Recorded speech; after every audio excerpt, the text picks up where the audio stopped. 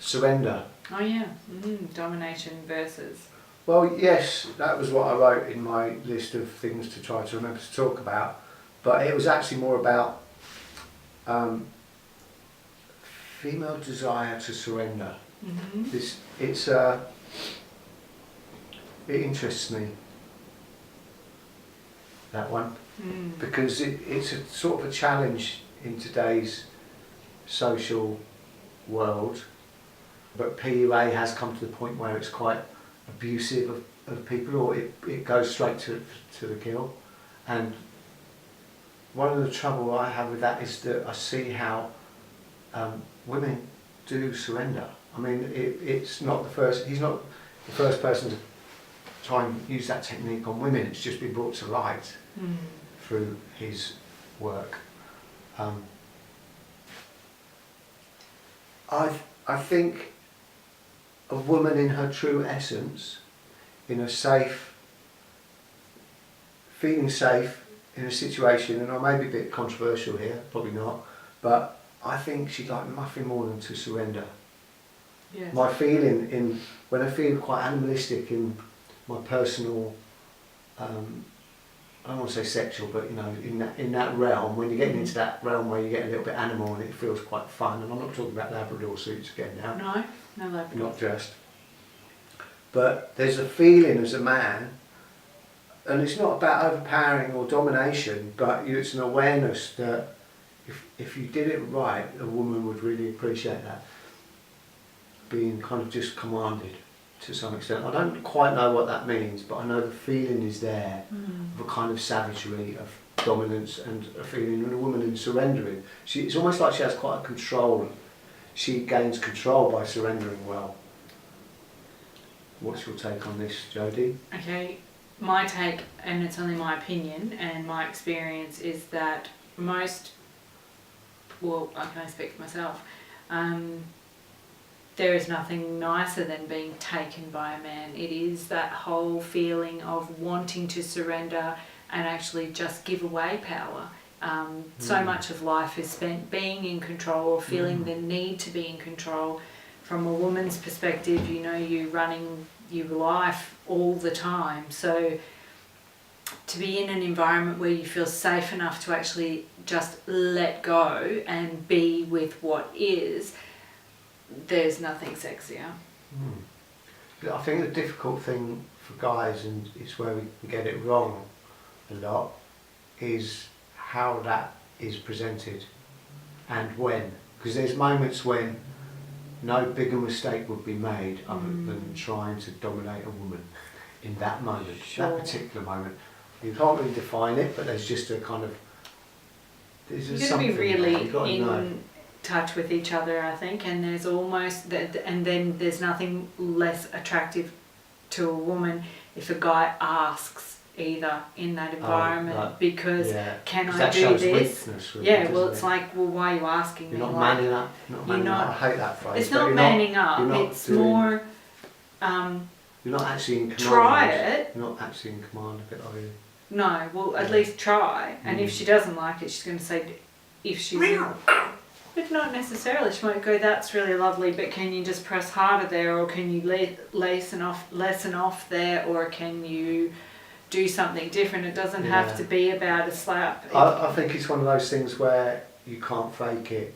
You have to be in your manlyhoodness and fully in it. And everyone's got that, but not everyone's able to access it at the time they need it. And I think a lot of men have not kind of found out how to do that as well. And it's hit and miss. Yeah. And there's some men who go way wrong with it, and obviously we read about them in the papers. But surrender can be just as simple as like letting go to something, or it can be an experience where most people have watched 9.5 Weeks, where he blindfolds her and feeds her stuff at the fridge and pours things all over her. You know, that is surrender. She's letting go of the situation to allow him to kind of take control of that. That's not even a sexual experience, but she's let go, you know. So surrender can be seen in lots of different ways. It's not about being bound and gagged and put in a box and he'll let you out in a week's time. isn't it? No. Oh. Maybe. Yeah.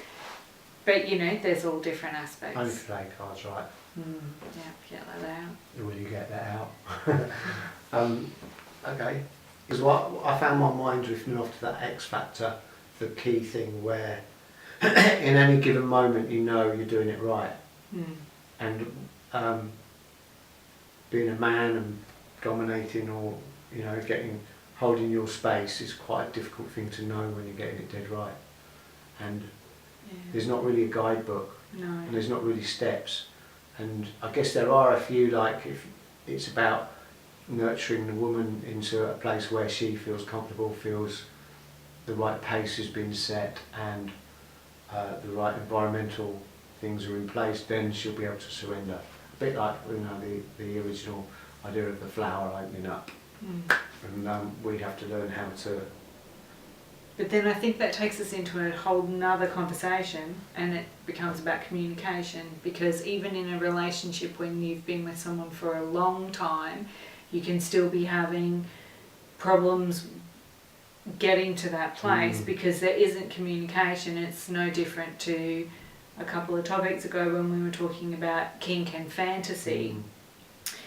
If we don't communicate it, if we're scared to say how we actually feel and to own what's going on, or like just now when we were talking about surrender, if a guy is scared to push the envelope to find that balanced place and a woman doesn't communicate, you're never probably going to get to that space because neither of you are... Communication, I think, is the key to finding where you both really are. Once you've had... I don't know people who can just find that... When was the last time you had a one night stand that kicked off like that? Ages ago, at least last night or the night before. Oh, well done. Yeah. Well... no, not really. One night stands, I actually don't think they're all cracked up to be. No. They're all kind of gangly experiences quite often, even when you stop drinking to get them and have them sober, they're not quite as relaxed. No. But communication it says on and... the tin. Yeah, it says on the tin. It does say on the tin. I think communication is the key. It's about talking about all these things that we do find really difficult, but if we do talk about them, it makes it... No one's a wrong mind reader. I think communicating is quite difficult though, in a deep, long-term relationship when you kind of start hitting the ruts and the habits and you just sit and watch TV at night in bed rather than trying to explore new areas. Communication is a problem because you know exactly how you communicate with each other, you know each other rather too well, and new forms of communication are really difficult, and hence why we might seek a third party to help us learn to communicate in new ways. In new instances, like one night stand situation when you're out trying to meet someone, communication is difficult because almost of the opposite reason. They might not understand what the hell you're talking about because they don't know what you're like and why you're talking about that, or how to broach those subjects so that you can get into a more deeper place with a person. A woman especially might feel a bit threatened by that. Even if you're coming from a safe place, it might be for her, in her world, something you just don't talk about. Sure. But you mean So you have to kind of try. When I think about it, with the classic tale I tell of my friends saying, and we'll have to beep this bit,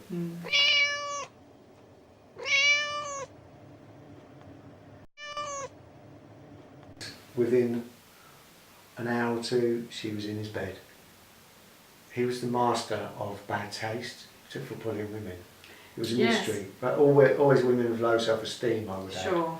And no one followed up that conversation with her and asked her if it was actually a satisfying experience. And I guess that's where I'm coming from a place of communication. Good point. If you want to have an experience, unless you can communicate that you would like that experience, or at some point in the interaction with each other, if it deviates, and just to say something along the lines of, you know, that's great, but can you just do this, or bring it back this way, or I really like that, or try this. Unless you have that, you're never going to have the experience that you want. Communication is everything. I believe so.